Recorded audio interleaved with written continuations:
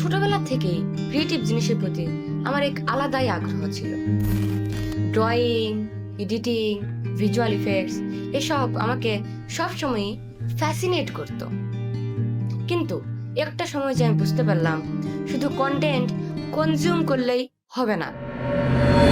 I wanted to create something of my own.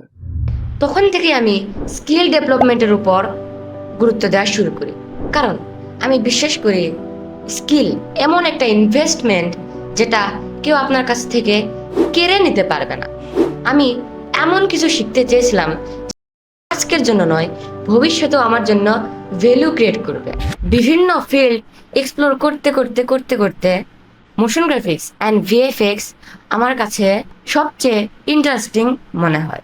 কিভাবে animation, story telling and visual effects একটা ordinary ভিডিওকে extra ordinary বানিয়ে ফেলতে পারে, সেটা আমাকে সত্যিই অনেক মুগ্ধ করেছিল। And that's when I knew this is what I want to pursue. তবে জানি এটা সবসময় সহজ ছিল না। অনেক সময় প্রজেক্ট আমার মনের মতো ছিল না, কখনো রেন্ডার ফেল হয়েছে, কখনো অনেক চেষ্টা করেও এক্সপেক্টেড রেজাল্ট পাইনি। কিছু কিছু সময় নিজেকেও প্রশ্ন করেছি, আমি কি আসলেই পারবো? আর একটা জিনিস আমি সবসময় মনে রেখেছি, এভরি চ্যালেঞ্জ টট মি সামথিং। আমি কখনো সরকারকে বিশ্বাস করিনি, কারণ আমার লক্ষ্য ছিল শুধু সফটওয়্যার শেখা না, বরং স্কিলটাকে গভীরভাবে শেখা। তাই 1-2 মাসের শর্ট কোর্সের পরিবর্তে আমি লং টার্ম লার্নিং জার্নিটাকেই বেছে নিয়েছি।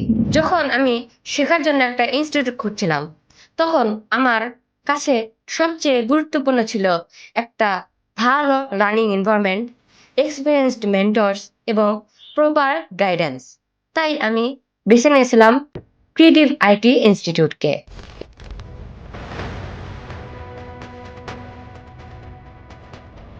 এই জার্নিতে আমার মেন্টরস এবং সাপোর্ট টিম অনেক বড় ভূমিকা পালন করেছে। যখনই কোনো সমস্যা পড়েছি বা ডিরেকশনের প্রয়োজন হয়েছে, তখন তারা নিজের সর্বোচ্চটা দিয়ে আমাদেরকে সাহায্য করার চেষ্টা করেছে। বিশেষ করে আমাদের মেন্টর মেহেদী হাসান সুমন স্যার, তিনি আমাকে সবসময়ই হেল্প করেছেন এবং তার কাছে আমি কিছু সাজেশন চাইলে তিনি খুব সুন্দরভাবে আমাদেরকে সাজেস্ট করেছেন। তাদের গাইডেন্স এবং ক্রিয়েটিভ আইটি ইনস্টিটিউটের লার্নিং এনভায়রনমেন্ট আমার শেখার জার্নিটাকে আরও অনেক সহজ করে দিয়েছে।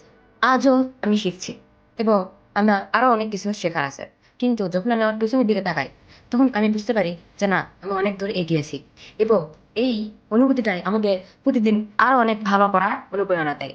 So by.